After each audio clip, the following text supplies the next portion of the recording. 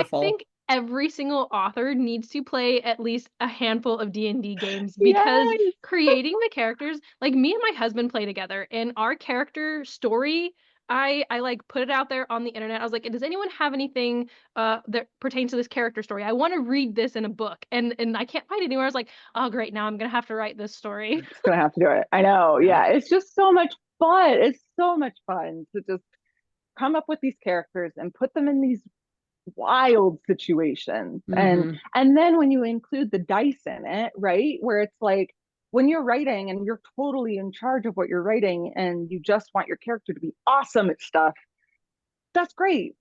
But there's nothing like rolling a nat one and having to just keep going Work your with way And the out of it. having story, and right? having to Or a role 20, play right? it. Yeah.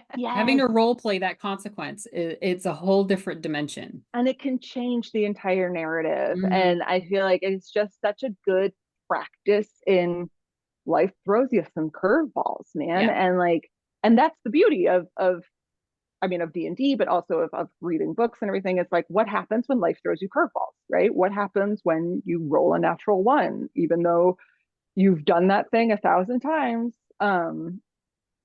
Natural ones happen. Yep. Yeah. And it's like that's where the interesting storytelling is, and that's where Hmm. the character growth is, and the plot points live. Yeah. Yeah, and so it's so fun. And then if you want, I can, if I can get nerdy about story here for a second, if Yes, you don't mind, please. if this is the space for it. Yes. Like I think for me storytelling, right, is like it's probably the closest thing that I have to a religion at this point, right?